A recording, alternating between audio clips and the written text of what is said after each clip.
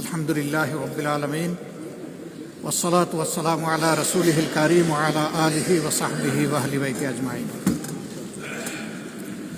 মাননীয় স্পিকার, আমাকে সুযোগ করে দেওয়ার জন্য আপনাকে অসংখ্য ধন্যবাদ। আমি সর্বপ্রথম মহান আল্লাহ তাআলার শুকরিয়া আদায় করছি। আপনাকে ধন্যবাদ জ্ঞাপন করার পাশাপাশি সারা দেশবাসী এবং বিশেষ করে আমার নির্বাচনী এলাকার সম্মানিত জনগণকে ধন্যবাদ এবং কৃতজ্ঞতা জ্ঞাপন করছি। তারাই আমাকে এবং আমাদেরকে এখানে কথা বলার সুযোগ করে দিয়েছেন তাদের মূল্যবান ভোটের মাধ্যমে। আমি গভীর শ্রদ্ধার সাথে স্মরণ করছি 47, 52, 71, 90 শাপলা চত্বরের সম্মানিত শহীদবৃন্দকে এবং ফ্যাসিস্ট আমলে 15.5 বৎসর যারা নির্যাতিত হয়ে দুনিয়া থেকে বিদায় নিয়েছেন, লড়াই করেছেন, আহত হয়েছেন, পঙ্গু হয়েছেন, আয়নাগরের বন্দী হয়েছেন, বিভিন্নভাবে যারা নিগৃহীত হয়েছেন, বিশেষভাবে আমি গভীর শ্রদ্ধার সাথে স্মরণ করছি 24 জুলাইয়ে যারা বুক চিতিয়ে লড়াই করে আমাদেরকে আজকের এই সংসদ গঠন করার সুযোগ তৈরি করে দিয়েছেন। তাদের মধ্যে যারা নির্যাতিত হয়ে দুনিয়া থেকে বিদায় নিয়েছেন, মহান রব্বুল আলমিনের দরবারে দোয়া করি আল্লাহ তাদের সকলকে শহীদ হিসাবে কবুল করুন।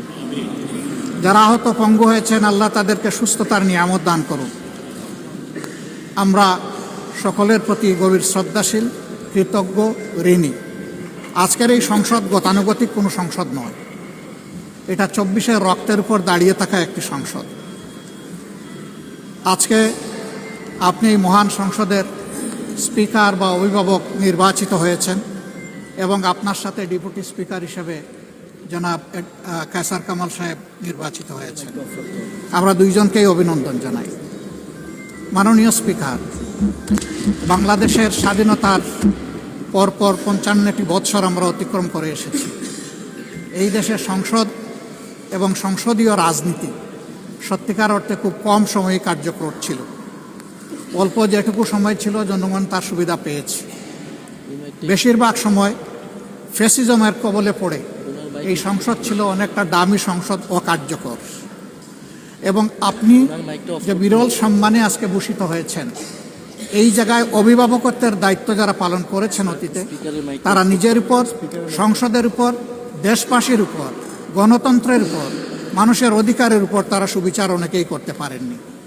আমরা আশা করব আপনার এই অভিভাবকত্বের জায়গা থেকে, আপনি যদি একটা দল থেকে নির্বাচিত হয়ে সংসদে এসেছেন, কিন্তু ইতিমধ্যেই আপনি ঘোষণা দিয়েছেন যে আপনি জাতীয়তাবাদী দলের স্থায়ী কমিটির সদস্য পদ থেকে পদত্যাগ করেছেন, এখন আপনি সকলের।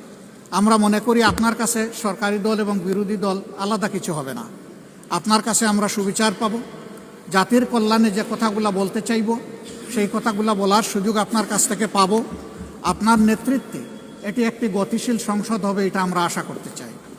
আমরা আশা করতে চাই অতীতে যে মন্দ নজির সৃষ্টি হয়েছে বিভিন্ন সময়, এটি নতুন করে আর হবে না। আজকের এই সংসদে অনেক তরুণ সদস্য এখানে আজকে এসেছেন। আমিও বয়সে একটু বেশি হলেও আমিও তরুণ। আমার জীবনে এটা প্রথমে এই সংসদে ঢোকা, সুতরাং আমিও তরুণদের একজন। সেই তরুণরা যারা এখানে প্রাজ্ঞ আছেন, অতীতে যারা এই মহান সংসদের সদস্য বারবার নির্বাচিত হয়েছেন, তাদের কাছ থেকে আমরা ভালো কিছু শিখব।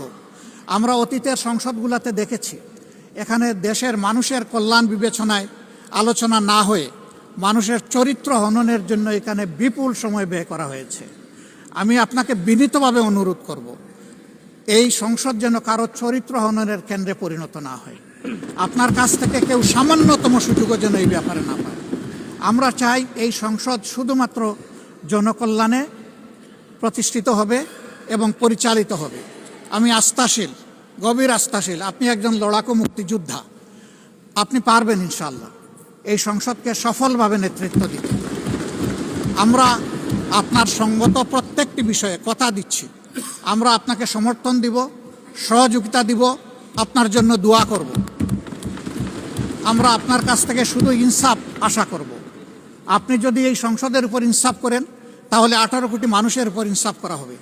কারণ রাষ্ট্রের গুরুত্বপূর্ণ 3টি অঙ্গের এটি হচ্ছে সবচেয়ে গুরুত্বপূর্ণ অঙ্গ। এই অঙ্গটা যখন সুস্থ সবলভাবে পরিচালিত হবে, বাকি 2টা অঙ্গ সরাসরি সেইভাবেই কাজ করবে। মাননীয় স্পিকার, আবারও বলি, জুলাইয়ের রক্তের উপর দাঁড়িয়ে এই সংসদ। জুলাইয়ের একটা প্রত্যাশা ছিল, একটা মাত্র স্লোগান ছিল, উই ওয়ান্ট জাস্টিস।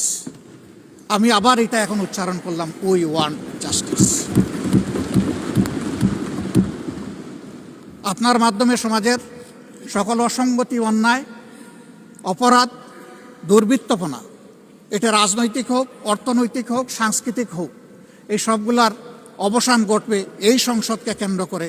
এই প্রত্যাশা ব্যক্ত করে আমি আপনার সুস্বাস্থ্য, দীর্ঘ হায়াত কামনা করছি এবং সফল নেতৃত্ব আমি কামনা করছি, যে আপনি অভিভাবক হিসাবে ইনশাআল্লাহ সফলভাবেই নেতৃত্ব দিবেন। আল্লাহ হাফিজ। আসসালামু আলাইকুম রহমতুল্লাহ।